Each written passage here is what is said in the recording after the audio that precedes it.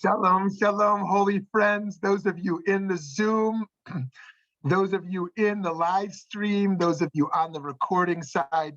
We are so happy you're here with us here in Nachlaot. We are in the holy city of Nachlaot in Yerushalayim with the great Rabbi Pesach Stadlin, who I had the great schus of living with in Princeton, New Jersey, many decades ago, many decades ago. And Reb Pesach is the spiritual director of Eden Village Camps and has led 17 international service learning trips with the American Jewish World Service, and is a great teacher of Torah and a teacher of Neshama, teacher of the soul, and is deeply interested in how we can lift up others and be lifted up at the same time, spiritually and in our advocacy work. And with that, I'm going to hand over to the great Reb Pesach to engage us today. Thank you so much. What a journey. Thank you so much, Reb Shmuley. What a journey. Now, Shmuley's really like one of the oldest friends I have. We know each other from childhood, and it's amazing to grow and see somebody grow. We've grown in sort of similar paths together, huh? And we traveled on an American Jewish World Service trip together. So anyway, it's an honor and a treat to be here. Welcome, everybody. Thank you for tuning in and listening. The fact that you tuned into this means that you care about the pursuit of justice. So you already have a ratzon, a will inside of you, just by the fact that you clicked on this link or that you clicked to sign up.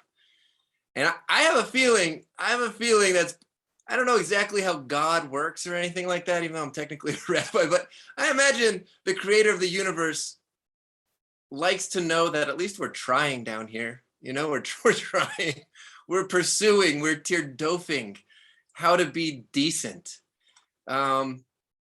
It's sloppy. Wouldn't you agree, Shmuley? It's sloppy.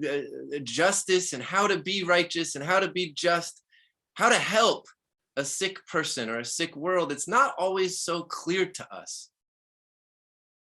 We have a Torah, we've got sages, we've got the Shulchan Aruch, we've got friends and sages. Even with all of that, it's still not often clear. So first of all, I just want to say cheers to trying, because there's a lot of people that just, they're not really playing this game of trying to pursue justice. I would go further and give a little State of the Union address. I think last week there was a State of the Union. I would say, and you can tell me what you think about this, Shmuley and team. I would say that humanity as a whole, that nations and humanity, we're as a species sort of new at being decent, at giving a Bill of Rights for minorities, at trying to be decent to anybody who's not, you know, the same nationality and gender that we hold, right? I would say even we as a human species, we come from tens of thousands of years of empires, of stealing, of raiding, of hoarding, of power grabbing. That's what humanity's really been like since the fall from Eden, you know? And we're sort of new. It's really since World War II that we're even, I feel like as a humanity, at least being decent to our neighbors, ahavta l'reacha kamoching as a verb. We're still sort of new at it. So first of all, cheers for us like becoming a more decent species. And also we have a lot of room to go. And also we can be a little kind to ourselves as a humanity, that we're like pretty new at equality. Like it's a new thing. And I don't know whoever's listening, but such a shout out to Shmuley and team and Uri Litzedek for really pushing the line and being on the growth tip of this branch of the tree of life. I really see you and know you as a pioneer. And I don't know what, anyway, got instilled in you to give you such strength and vigor and wisdom, but you know, may it be contagious. So anyway, first point is we're sort of new at this, being decent. Second point is it's sloppy. So don't expect it to be clean. Be okay with it being a little sloppy.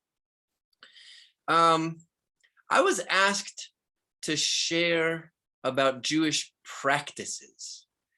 that can bolster us and strengthen us as advocates of justice, correct? Yeah. I want to, I'm a Jew, so I like to nitpick and dissect words. And one of the words there that I want to nitpick on and maybe challenge even is the word practice. I don't know, do we in our tradition, I wonder what word we would use to have a Jewish practice. Do you practice this Judaism? I don't know that we do, because practice implies that it's preparing for another time. So that's really the first place I want to go to.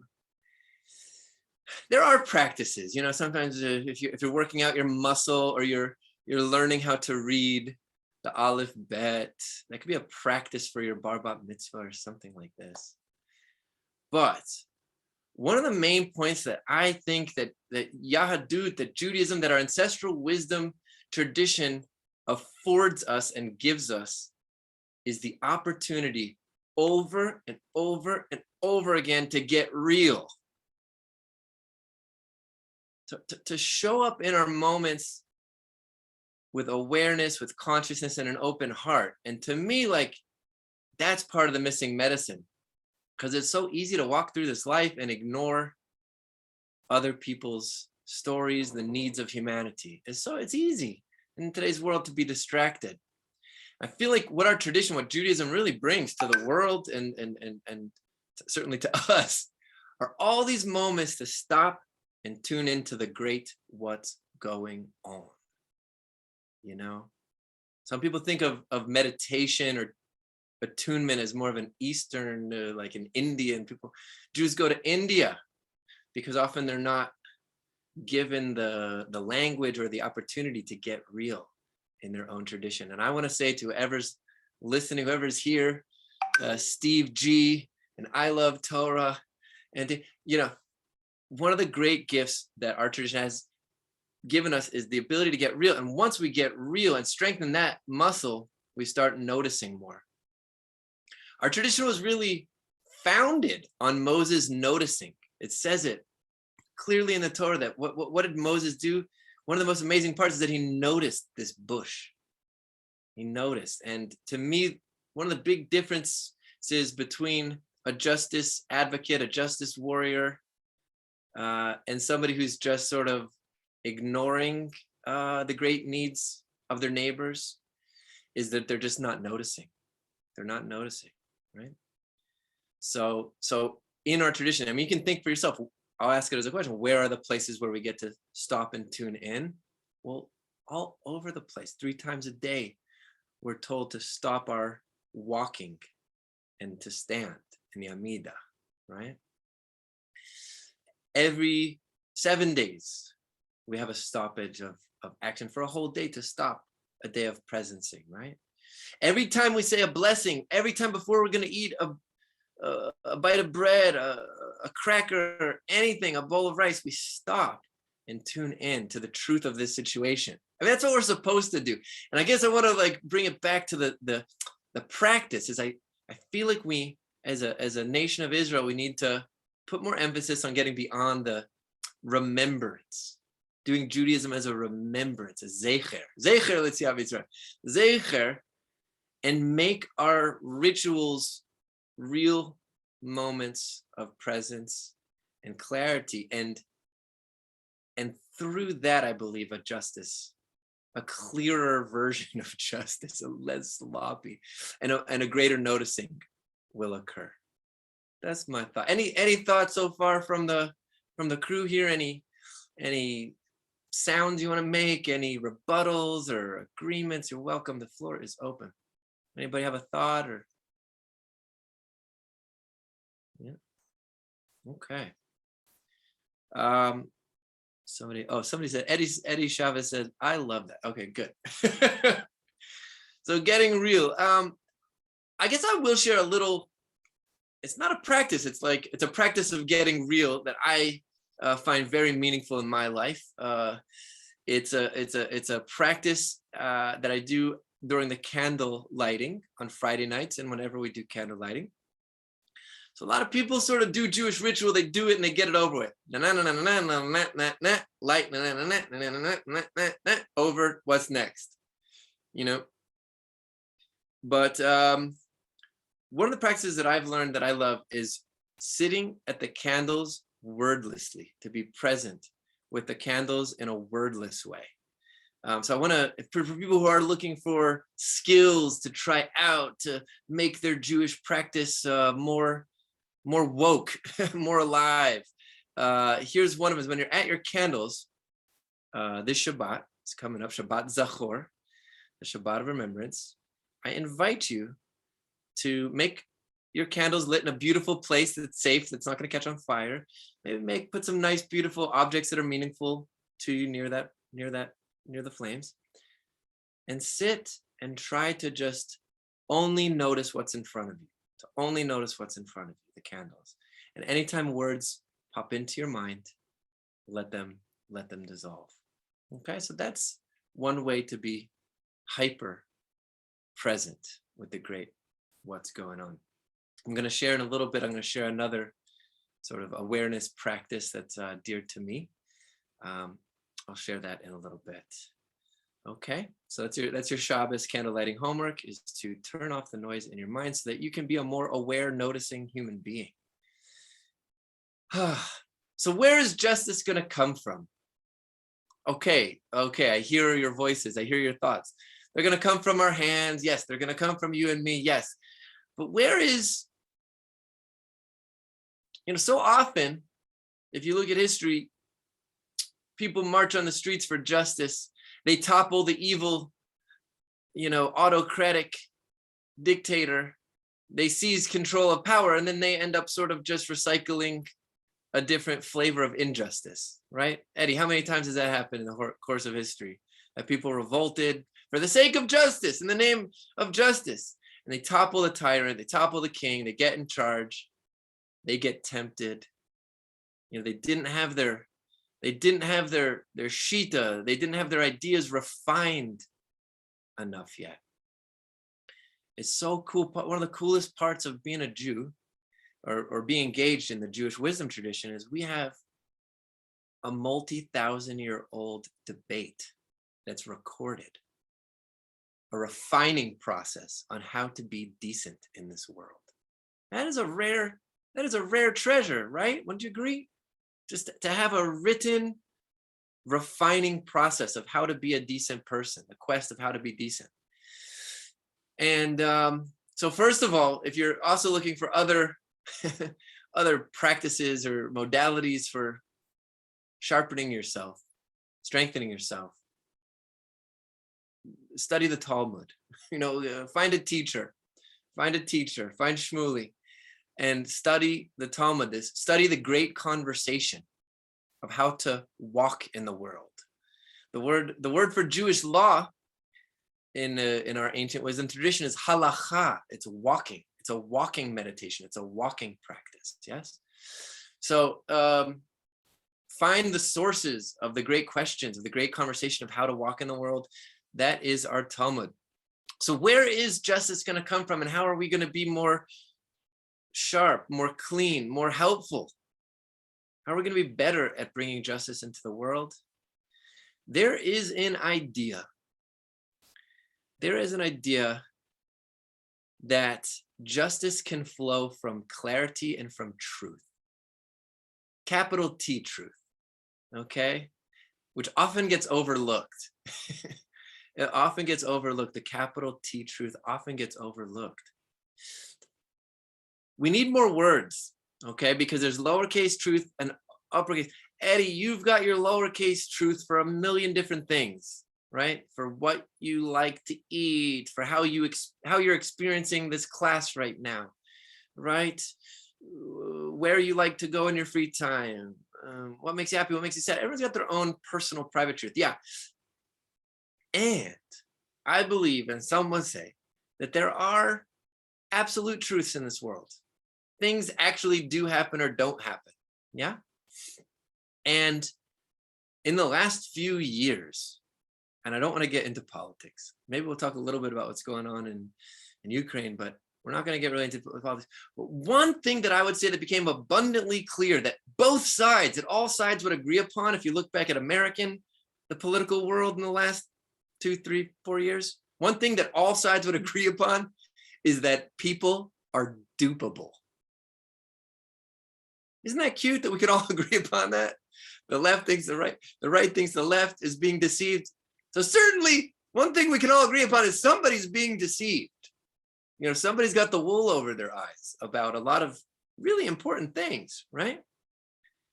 So one thing that I think can help us towards enabling just society and acts of justice and righteousness is the art of being a dedicated truth seeker.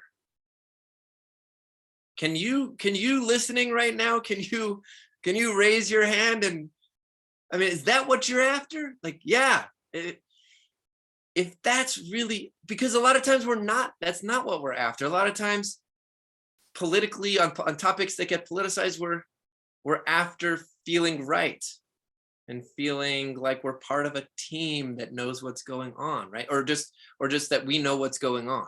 I know what's really going on. People love that feeling of like, I'm smart, I know what's going on. And if that is your desire, is to feel smart or to feel like a know-it-all, or that your team wins, then that's not then truth has been lost to you. It's not your primary objective. Yeah.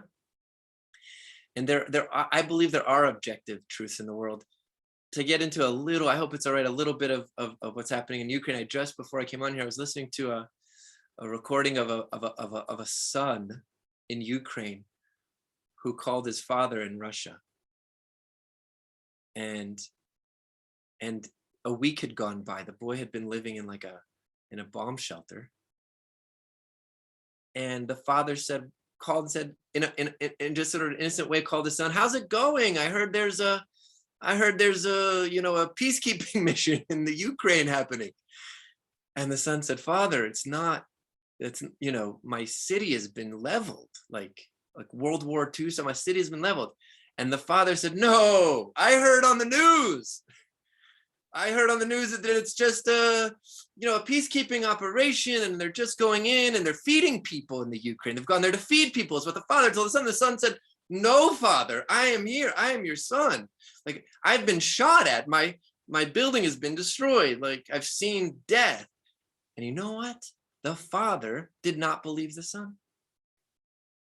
The son had to hang up the phone with a father who did not believe his firsthand account. And so, and I know probably a lot of people listening have also encountered maybe similar. I don't even want to mention those buzzwords, because it's certain words, you say them and immediately it goes brr, brr, and people start taking different sides. But it's happened a lot lately where people just aren't sort of acknowledging the absolute truth. So truth questing, I feel like if we become more adept, more skillful at the art of exploring truth and what's going on, and I'm not just talking about my feelings, I'm talking about like what is actually happening in the world, and we're dedicated servants to that question, I think that is going to have a trickle down. Isn't there a trickle down economics? About trickle down justice that comes from truth.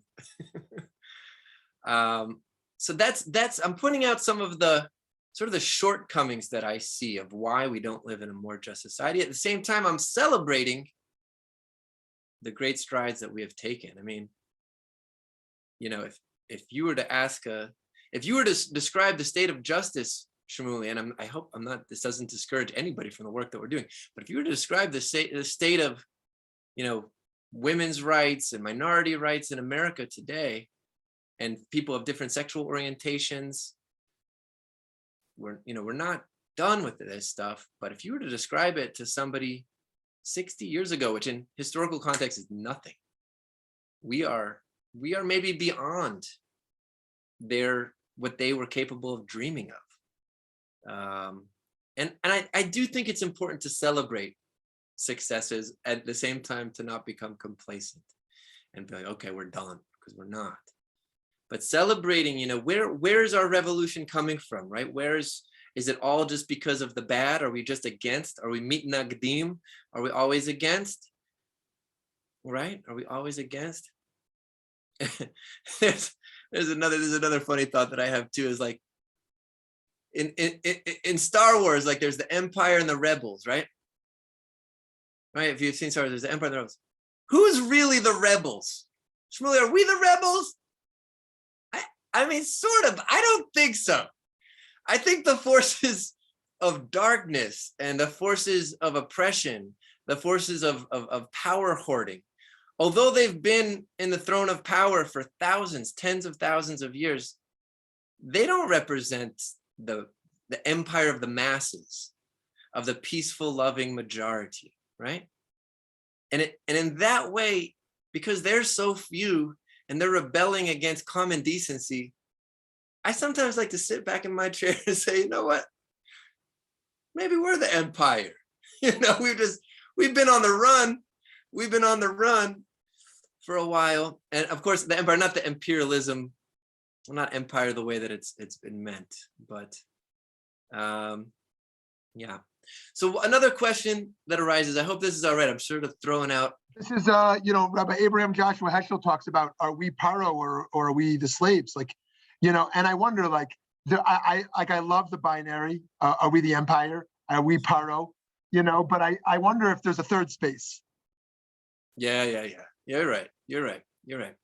Maybe a better way to say it is like the aspect of ourselves that is striving towards the enhancement of life.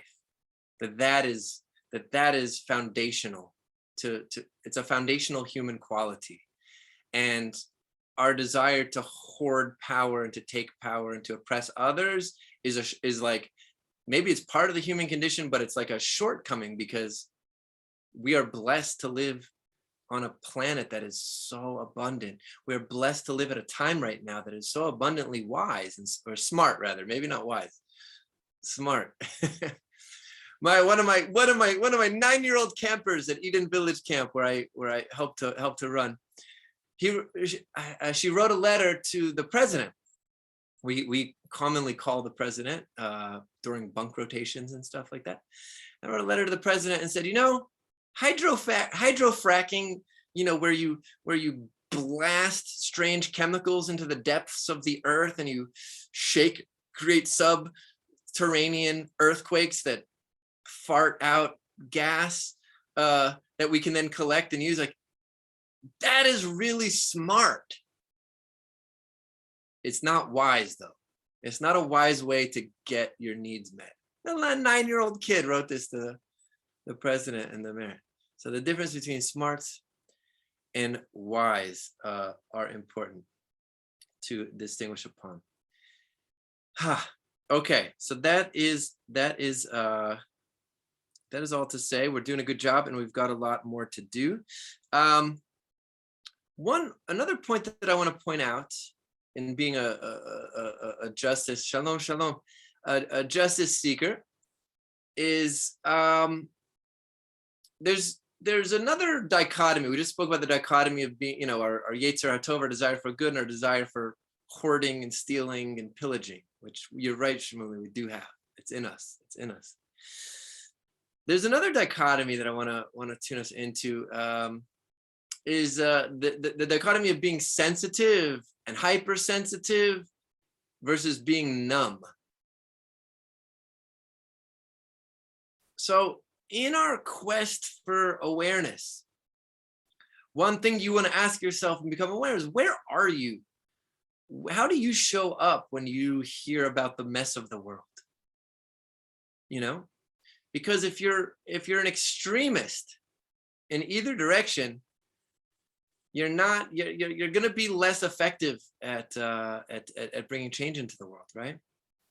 If you're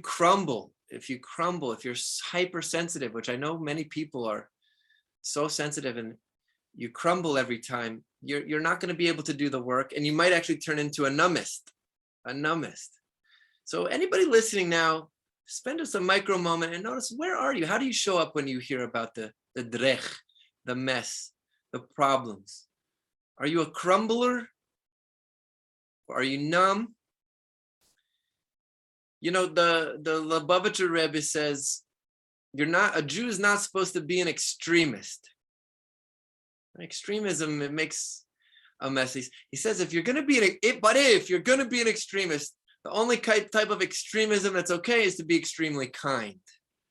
But even that, as you know, Shmuel, like that can even, if you're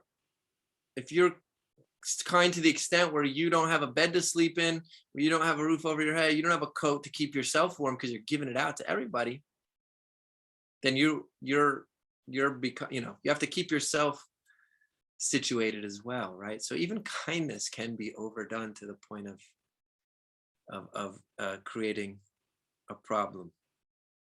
All right, so we spoke about the state of the world. We spoke about the sloppy nature of justice seeking. We spoke about getting beyond a practice in our Jewish ritual to a place where we're getting real.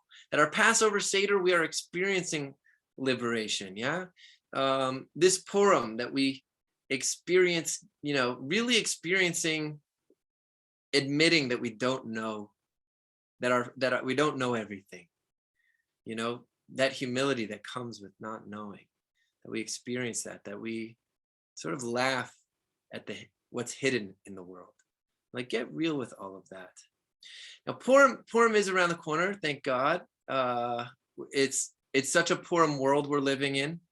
I mean, there's a Jewish president of a country, where, probably over hundreds of thousands of Jews were murdered recently. There's a Jewish king. It's a Purim world, in case you didn't know. It's a topsy-turvy world. One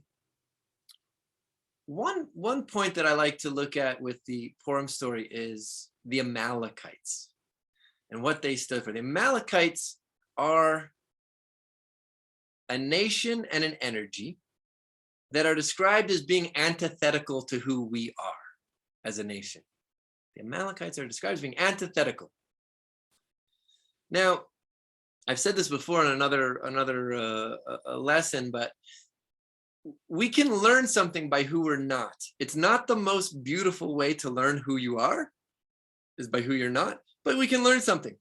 So let's see who Amalek is, and we can learn who we're not from this. So Amalek shows up on the scene right after we leave Mitzrayim, we leave the narrow places, we leave constricted consciousness, and we step out into the world, and we're like, here we are. We're walking with God on our side. We are servants. We are Kohanim of the divine in this world. We are here to serve humanity, divine will. Like, that's what we're here for. We step out into the world. Has that ever happened to you? Anybody listening? You figure out who you are. This is who I'm going to be. Oh my God, I figured out what I'm here to do, and I'm going to step out and do it. So, and then Amalek comes and is like, nah, you've had big ideas before, and they didn't turn out so good. So you probably should just, go back to the same old. That voice is Amalek. It chips away at your vulnerable spot, at your weak place, and it gets in there and tries to crumble your purpose in life. And of course, Amalek was a physical nation with physical weapons that also struck at our vulnerable. They would strike at the back of the line, where the elders, where the weak, where the sick were. And they would hit at that weak spot, the vulnerable. We are the nation that is antithetical to Amalek. We do the opposite of that. And I mean, Shmuley, that's what you're doing. That's what your team is doing. Eddie, that's what you spend your days doing, is we protect the vulnerable. I've studied a little bit of comparative religion, so I don't want to say the most, but Shmuley and Eddie, maybe you can back me up. I think Judaism has at least as many, if not more, societalistic commandments for how to take care of vulnerable people, laws and commandments that sort of help to make sure that the widow, that the orphan, that the hungry person, that the stranger, that the refugee has a place at the table. I've not heard of another religion that has so many, not just ideas or notions, but laws, mitzvot, commandments to take care of the vulnerable. That either the ones that show up, right? Shemitah every 7 years. My fruit trees belong to everybody, right? Debt forgiveness. Societal debt forgiveness. It's in the Torah. It's a mitzvah. We're in the Shemitah year right now, right? How amazing is that? Sabbatical, radical sabbatical, the Jubilee. I mean, land redistribution. These are more radical than any current nation. I mean, nobody's actually doing all of these things in full glory. But if any one nation were to do this, this would be the most societalistic, taking care of the needy and vulnerable society in the world today. If the Torah, if these commandments of caring for the needy were actually fully being enforced. So yeah, Purim, Amalek, going after the vulnerable, we're antithetical to that. We're the ones who look after the vulnerable. That's like our ikar, it's our essence. So I just wanted to notice that as the holiday of Purim is coming. Yeah, on Purim, we're supposed to get beyond sort of our ideas of good and bad. And while we're on the word good, because some say that when you get beyond good and bad, it's not that you're left with nothingness. That's a very like Buddhist idea, that beyond good and bad, there's nothingness. What I've studied in Torah Judaism is that beyond good and bad is good. There's a love. This world, Olam Chesed Yibaneh, this world is birthed out of a loving desire. And so on Purim, hopefully we do get to taste this, but one of the part of the work, I think, of justice seeking, of clarifying reality and getting closer to objective truth is our usage of words.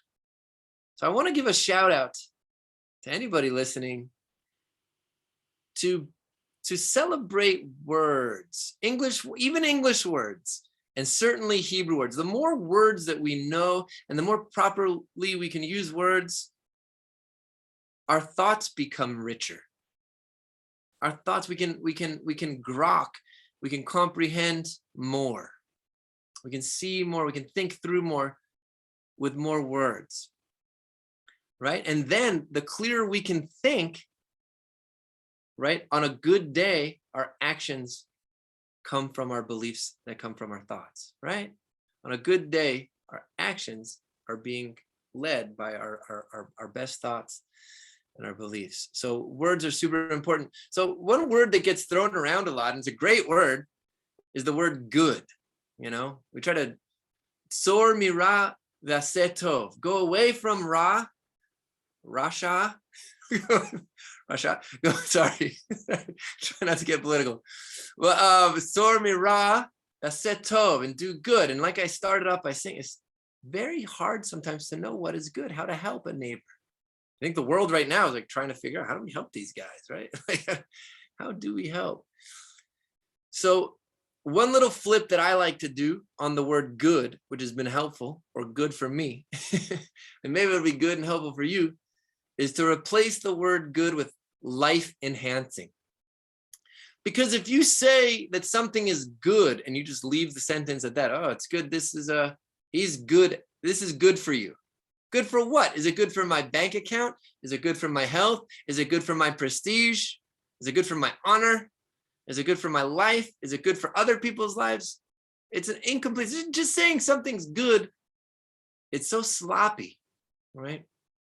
And what I want to see, certainly from the Jewish world, is like getting better at clarifying ideas and thoughts. And I think by using more words and thinking more about our word usage, we're going to become a smarter people, and a smarter people, we're going to be more capable at helping those who need help. One of the greatest, I'll tell you personally, I hope it's all right to share a little disappointment, but I was so underwhelmed by the debates on the virus that's been coming through this world in the last 2 years. Okay, so a virus showed up.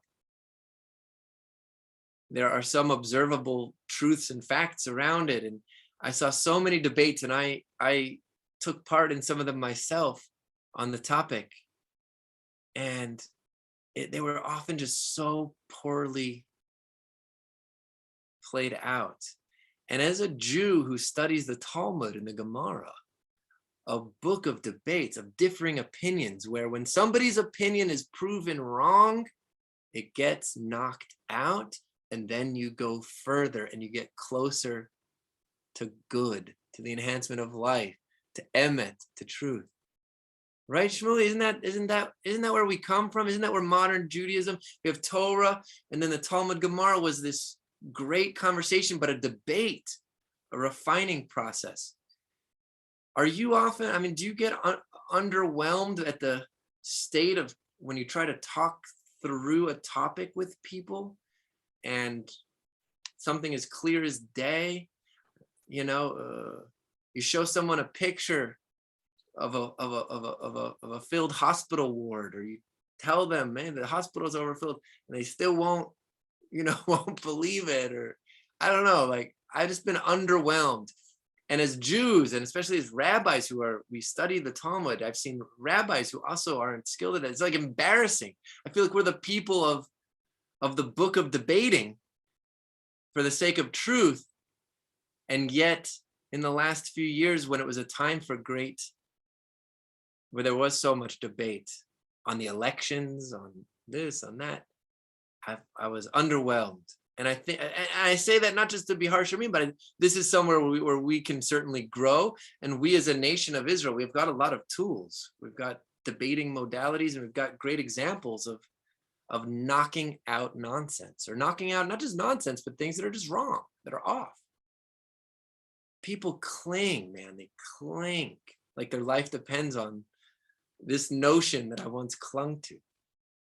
So this is all for the sake of justice. I think if we're better thinkers, better debaters, we're going to be closer to the truth, and there's a flavor of justice that's going to flow from truth. Some people say that the great peace on earth, when nation will not lift up sword against nation, where people won't oppress other people unnecessarily or at all, that it's going to come from a da'at elyon, a higher awareness, a higher connection to the greats, what's going on. And that peace will flow from that, and that justice will, and we'll know how to act. They say in the world that's coming, it's going to be clear how to be. There's going to be one halacha. It doesn't mean that everybody does all the same thing, that we're all just like robots moving around, and that we interact with the land the same way all over. But it's going to be clear to us how to be in this world. And so we might as well strive for that while we're here, in this precious, delicate, supercharged time. I feel like they're watching us from heaven, Shmuley, and they're like, you all got so much going for you right now. Oh my God. You have so much wisdom. Oh my gosh. Back in the day, if I wanted to study a mystical book, I probably would have to travel for 3 months on a horse and buggy, which would be great. But I have to, and to get to a book that was maybe going to be there, it was and now I've got every book in the world at my fingertips without wires. That would for sure be considered magic. This phone of mine was considered magic 200 years ago. They couldn't even conceive of a magical device like this phone that all of us have, that gives us access to information, to communication, right? the scientific wisdom. We can see with a telescope to the edge of the world. We can see micro nanoparticles. Like, we're so brilliant. We've got so much going for us. We need more wisdom on how to use these tools. And I know that all the angels are rooting for us and just like, come on, use it for the enhancement of life. Use your wisdom, use your technology for the enhancement of life. Because there's nothing better to do, and we're all in it together. And nobody wins unless we're all winning. It's clear as day. It's a myth that you can just go live in Hawaii and live on your little, permaculture farm in Hawaii and think that the mess of the world ain't going to touch you. We saw that when Fukushima blew up and there was radioactive waves blowing over the mango farm and avocado farms in Hawaii. Like, the trash washes up. One of the most beautiful things Corona taught us is that we are certainly all interconnected by invisible forces, right? I think if we're paying attention, nobody can deny that, that we are connected by invisible forces. And so anyway, I think that's what I wanted to share today. There's so much in our tradition that really can mold us, can shape us, can work out our muscles to show up as justice Jedis. It's up to us to show up, though, and get real. Every holiday is an opportunity to reboot and to get real. Every blessing opportunity, a Jew's supposed to say 100 blessings a day. Every time you smell something beautiful, anytime you benefit from this world, is a God opportunity, is a truth opportunity, is an awake opportunity to tune into the big picture of the great what's going on, and then walk with that. And so that's my bracha and my wish for us, is that we take the opportunities afforded to us, whether it's a holiday, a blessing opportunity, or just a conversation, and use it to get real, to tune into the great what's going on. Our lives are precious. We're easily distracted or attracted to nonsense. We have to admit that we're dupable. We are dupable. We're gullible. We can be deceived. All of us need to own that we can be tricked. And we have to be trickier. We have to be trickier to not get tricked. We have to be cleverer. All right. And and let's make it together. I'd like to see the great day where we use all of our powers for the enhancement of life. It's really the best thing to do, even in a healthy, selfish kind of way, right? In the healthy, selfish, and like, you want to live great. You have you need a just society. All right. Those are my thoughts. Any thoughts or sounds or songs or, oppositions, I'd be open to hearing. Yeah, definitely. I'm wondering, you used the Justice Jedi and you talked about it as well. I'm wondering if you can put a Jewish lens to the acronym that as a community organizer, I've actually heard the term Justice Jedi as they break it down to justice, equity, diversity, and inclusion. How do you see that play out with your Jewish practices? That's amazing. First of all, wow. Second of all, like, Shmuley, I know you got a lot of books. I'm sure I have them too. I've got 10 folders of 10 different books I'm like working on, right? I'm sure, I know you do. I know you got like 10 in the hopper, right? But one of the ones I'm working on is things that like Hollywood and mass media have borrowed from the Torah and from Judaism. And the force that moves through all things is the Ein Sof, the infinite, never-ending oneness of the divine. That's a Jewish Kabbalistic principle, and that is really the essence of Judaism. It's directly linked with Ahavta l'recha kamocha, love the other as you want to be loved. Because why? Because we're interconnected. And if I drop bombs on you, I'm dropping bombs on myself. If you're in need, it's like I'm in need.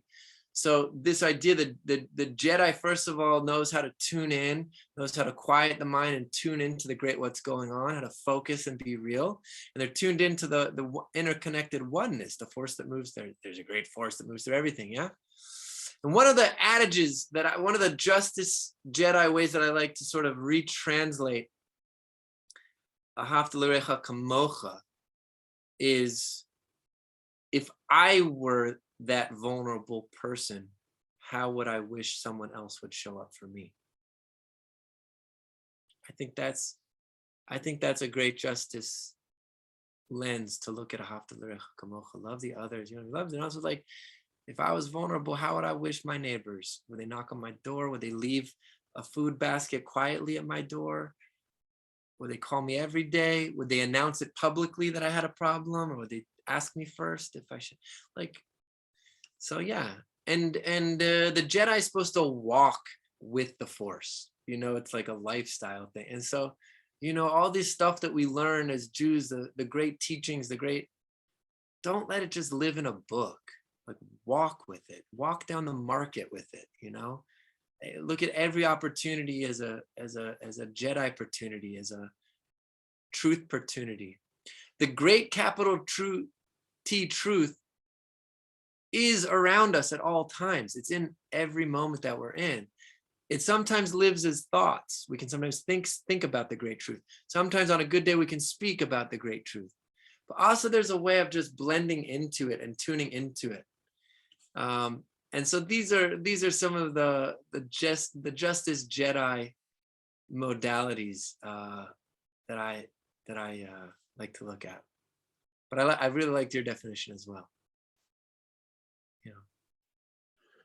Where do Rabbi Pesach, where do we find God in our justice work? Well, that's a tricky question, because there's so many different flavors and faces of God, right? So it's like, anytime you say God's in one place, there's always,